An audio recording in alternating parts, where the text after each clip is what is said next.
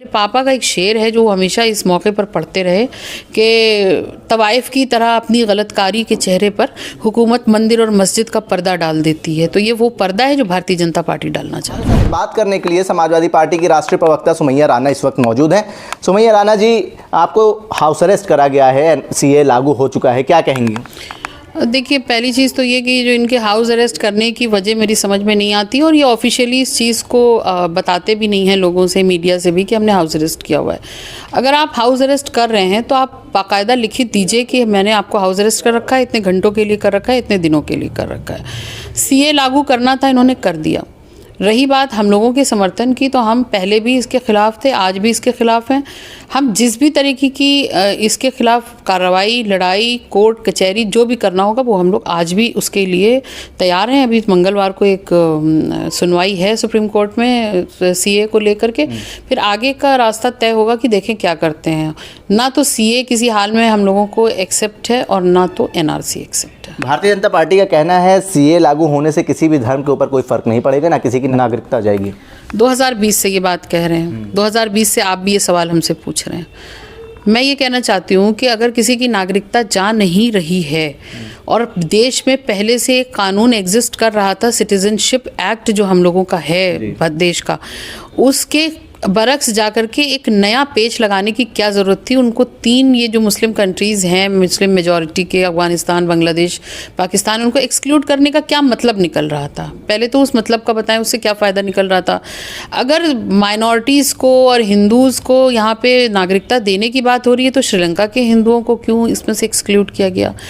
फिर ये कहा जा रहा है कि ज्यूज़ और मुसलमानों के, क्योंकि और भी कंट्रीज़ हैं, ज्यूज़ के लिए इजराइल है और मुसलमानों के लिए बहुत सारे कंट्रीज़ हैं, इसलिए उनको यहाँ की ज़रूरत नहीं है। तो फिर आपने क्रिश्चियंस को क्यों इंक्लूड किया? क्योंकि क्रिश्चियंस के लिए भी फिर तो बहुत सारे कंट्रीज़ हैं।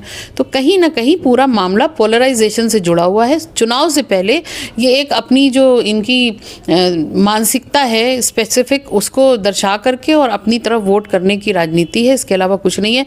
ये बात इनको भी मालूम है। जिस वक्त देश में बेरोज़गारी के लिए बेरोज़गारी का त्राहिमाम मचा हो, जिस वक्त महंगाई इतनी आसमान छू रही हो, जिस वक्त महिला सुरक्षा के लिए जो इन्होंने वादे किए थे वो कहाँ चले गए, उस वक्त में ये बाहर से ला करके लोगों को नागरिकता देने की बात कर रहे हैं। जब नागरिकता देंगे तो क्या उनको वही 5 किलो आटा 5 किलो गेहूं पे चलाएंगे, या उनको भी नौकरी देंगे? और देंगे तो कहाँ से देंगे, क्योंकि यहाँ पर रहने वालों को तो नहीं मिल पा रही है। आधिकारिक ट्वीट करा गया पाकिस्तान की तरफ से, उसमें कहा गया है कि जो मुसलमान हिंदुस्तान में खुश नहीं है वो पाकिस्तान आ सकते हैं।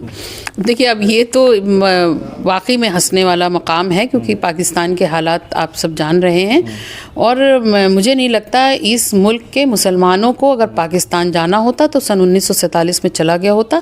ये देश मुसलमानों ने अपनी मर्ज़ी से चुना था।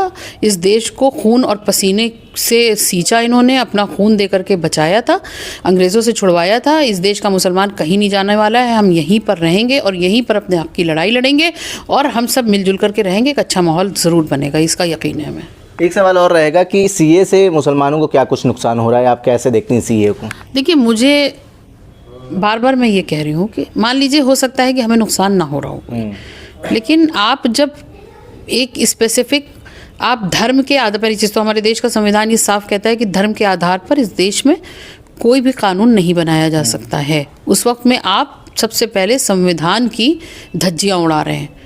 देश में कानून और संविधान दोनों को ताक पर रखने का काम भारतीय जनता पार्टी ने 2014 से करना शुरू कर दिया था, जब से इनके हाथ में सत्ता आई थी। और सत्ता का दुरुपयोग और अपने सरकारी तंत्रों का दुरुपयोग किस तरह किया जाता है, भारतीय जनता पार्टी ने दिखा दिया लोगों को।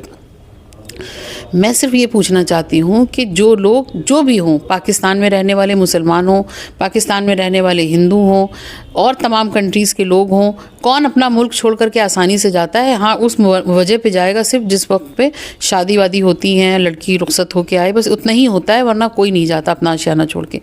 उस वक्त में आप बेरोज़गारी पर ध्यान नहीं दे रहे हैं, आप नौकरियों पर ध्यान नहीं दे रहे हैं, आप महंगाई पर ध्यान नहीं दे रहे हैं, आप सीए लेकर के आ रहे हैं। तो सीए की कोई वजह तो बताते ना कि ये वजह है, और जो वजह हम लोगों को समझ में आ रही, जो वजह विपक्ष को समझ में आ रही है, वो साफ ये है कि आप पोलराइजेशन चाह रहे हैं, आप लोगों के अंदर एक भ्रांति फैलाना चाह रहे हैं, लोगों में नफरतों के बीज बो रहे हैं, जिसमें कहीं हद तक आप थोड़ा बहुत कामयाब भी हो गए, आपको सत्ता भी मिल गई, लेकिन ये आगे नहीं चलेगा। हमारा काम है, हम विपक्ष में रह के आवाज़ उठाते थे और उठाते रहेंगे। भारतीय जनता पार्टी इस बार लोकसभा चुनाव में भी हिंदुत्व का मुद्दा उठा रही है।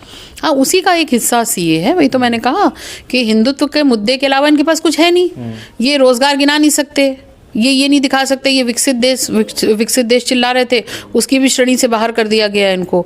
तो इनके पास बताने के लिए कुछ नहीं है। मेरे पापा का एक शेर है जो हमेशा इस मौके पर पढ़ते रहे कि तवाइफ की तरह अपनी गलतकारी के चेहरे पर हुकूमत मंदिर और मस्जिद का पर्दा डाल देती है। तो ये वो पर्दा है जो भारतीय जनता पार्टी डालना चाह रही है। बहुत बहुत शुक्रिया सुमैया जी बात करने के लिए। हमारे साथ बात करने के लिए समाजवादी पार्टी की राष्ट्रीय प्रवक्ता सुमैया राणा थी, जिन्होंने साफ तौर पे कहा है जो संविधान है वो ऐसी आज़ादी नहीं देता है कि किसी के धर्म के आधार पे कोई कानून बनाया जाए, इसीलिए ये सीए का विरोध कर रही हैं। जन संदेश टाइम्स के लिए कैमरा पर्सन जिशान खान के साथ आकिब मिराज खान, लखनऊ।